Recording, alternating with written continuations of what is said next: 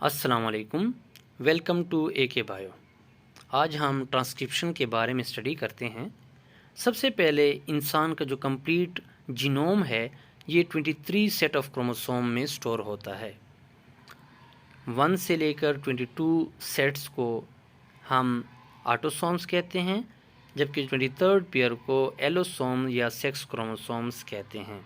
Transcription के process को हम इंसुलिन की फॉर्मेशन के ज़रिए समझते हैं। इंसुलिन का जीन क्रोमोसोम नंबर 11 पर पाया जाता है।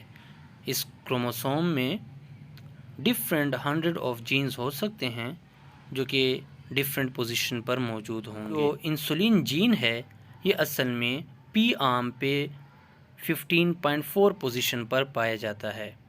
एक क्रोमोसोम के 2 आर्म्स होते हैं, एक शॉर्टर आर्म एंड एक लॉन्गर। शॉर्टर आर्म को पी आर्म कहते हैं, जबकि लॉन्गर आर्म को क्यू आर्म कहते हैं।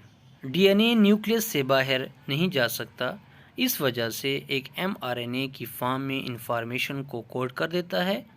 इस प्रोसेस को ट्रांसक्रिप्शन कहते हैं।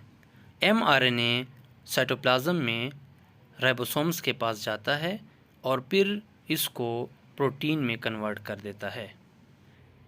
इंसुलिन प्रोटीन एक ग्लोब्यूलर प्रोटीन है जो कि पेंक्रियास के स्पेशलाइज्ड सेल्स होते हैं जिनको आइलेट ऑफ लैंगरहांस कहते हैं, ये इंसुलिन पैदा करते हैं।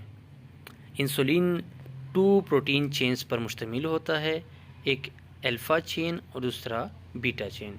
अल्फ़ा चेन में 21 अमीनो एसिड होते हैं, जबकि बीटा चेन में 30 अमीनो एसिड होते हैं। इस वीडियो में अल्फ़ा चेन की ट्रांसक्रिप्शन को स्टडी करते हैं। जब बॉडी को इंसुलिन की ज़रूरत होती है तो ये सेल न्यूक्लियस की तरफ एक मैसेज ट्रांसमिट करते हैं। एक मॉलिक्यूल जिसको ट्रांसक्रिप्शन फैक्टर कहते हैं, ये स्पेसिफिक होता है इंसुलिन जीन के लिए। ये न्यूक्लियस के अंदर डीएनए मॉलिक्यूल को एक्टिवेट करता है। ट्रांसक्रिप्शन फैक्टर डीएनए के ऊपर प्रोमोटर रीजन को आइडेंटिफाई करता है और फिर इसके साथ अटैच हो जाता है। प्रोमोटर रीजन हमेशा ऐसा रीजन होगा जहाँ पे एडेनिन एंड थायमिन की जो कंसंट्रेशन है की तादाद, एडेनिन और थायमिन की तादाद ज़्यादा होती है, क्योंकि एडेनिन और थायमिन में सिर्फ 2 हाइड्रोजन बॉन्ड होते हैं और इनको ब्रेक करने के लिए लेस एनर्जी की ज़रूरत होती है। ट्रांसक्रिप्शन फैक्टर के बाद एक एंजाइम आता है जिसको आरएनए पॉलीमरेज कहते हैं और ये ट्रांसक्रिप्शन का अमल स्टार्ट करते हैं। ट्रांसक्रिप्शन फैक्टर हमेशा प्रोमोटर रीजन के ऊपर जाके अटैच करता है और 2 स्ट्रैंड को आपस में अनवाइंड कर देता है। आरएनए पॉलीमरेज 5 to 3 डायरेक्शंस में एक न्यू स्ट्रैंड बना देगा। पॉलीमरेज आरएनए न्यूक्लियोटाइड को आपस में जॉइन करता है जो कि न्यूक्लियोप्लाज्म के अंदर मौजूद होते हैं।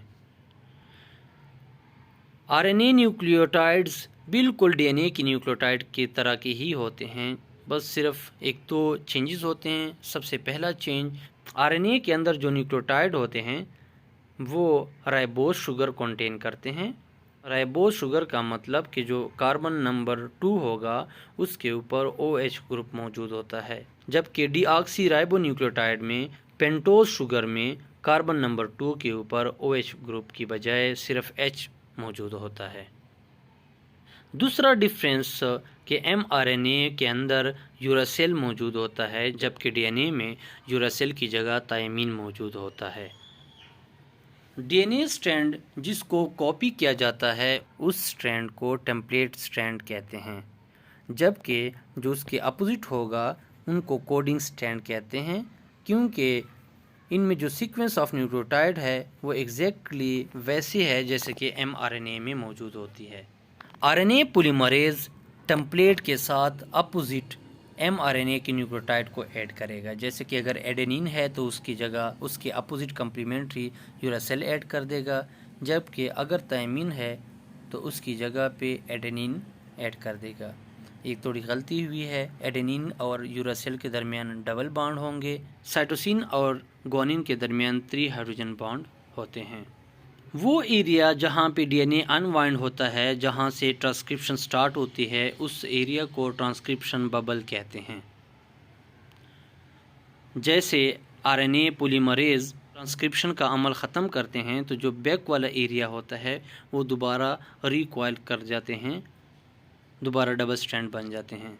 इसी तरह फिर नेक्स्ट हाइड्रोजन बॉन्ड ब्रेक करते हैं और डबल स्ट्रैंडेड दोबारा सेपरेट होंगे और नेक्स्ट फिर और मज़ीद न्यूक्लियोटाइड आएंगे और इनके साथ ऐड करेंगे।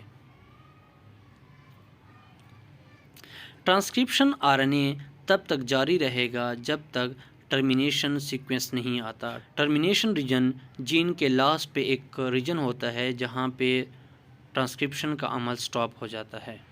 तो जब आरएनए पॉलीमरेज टर्मिनेशन सीक्वेंस के ऊपर आ जाता है तो यहाँ पे टर्मिनेशन हो जाती है और एक कम्प्लीटली जीन के सीक्वेंस को कोड कर लेते हैं। टर्मिनेशन रीजन के ऊपर दोनों एमआरएनए और आरएनए पॉलीमरेज रिलीज़ हो जाते हैं। ट्रांसक्रिप्शन प्रोसेस एक डीएनए स्ट्रैंड के डिफरेंट पोजीशन पर भी हो सकता है और एक सेम जीन को कोड कर सकते हैं। एक से ज़्यादा आरएनए पॉलीमरेज एक ही एंजाइम के ऊपर इकट्ठे काम कर सकते हैं और ये प्रोसेस रिपीट करते जाएंगे ताकि जितनी अमाउंट ऑफ प्रोटीन रिक्वायर्ड है वो सारे के सारे प्रोटीन बना दिए जाए। जब एक एमआरएनए कंप्लीट हो जाता है, न्यूली सिंथेसाइज्ड एमआरएनए जब न्यूक्लियस को लीव करता है तो इससे पहले इनकी कुछ मॉडिफिकेशन होती है। पहली मॉडिफिकेशन के 5 एंड के ऊपर एक कैप ऐड कर देते हैं जिसको 5 कैप, और ये कैप 7 मिथाइल ग्वानिसिन इस स्ट्रैंड के स्टार्ट में लगा देते हैं। 5 कैप एमआरएनए को साइटोप्लाज्म में एंजाइम की डाइजेशन से बचाता है और एमआरएनए को राइबोसोम के साथ बाइंड करने में भी हेल्प करता है। दूसरा, 3 एंड के ऊपर पॉली ए टेल लगाया जाता है। इस पॉली ए टेल में तकरीबन hundreds of adenine nucleotide add कर देते हैं जिसको पॉली ए टेल कहते हैं। एमआरएनए की दूसरी मॉडिफिकेशन के एक एमआरएनए इंट्रॉन और एक्सॉन के ऊपर मुश्तमिल है, जबकि इंट्रॉन्स नॉन कोडिंग रीजन होते हैं। इस वजह से हमें सिर्फ एक्सॉन की ज़रूरत है, इंट्रॉन्स की ज़रूरत नहीं है। सो एक ग्रुप ऑफ मॉलिक्यूल्स हैं जिनको स्प्लाइसोसोम्स कहते हैं। ये इस एमआरएनए के अंदर मौजूद इंट्रॉन्स को रिमूव कर देता है और एक्सॉन को रहने देता है। सो इसका मतलब अब इस एमआरएनए में सिर्फ एक्सॉन मौजूद होंगे। जब एक्सॉन को लाइगेज एंजाइम के थ्रू जॉइन किया जाता है तब ये रेडी होता है और सेल के न्यूक्लियस से निकल के साइटोप्लाज्म में चला जाता है और फिर इसको ट्रांसलेट किया जाता है। Thanks. If you have any question you can ask.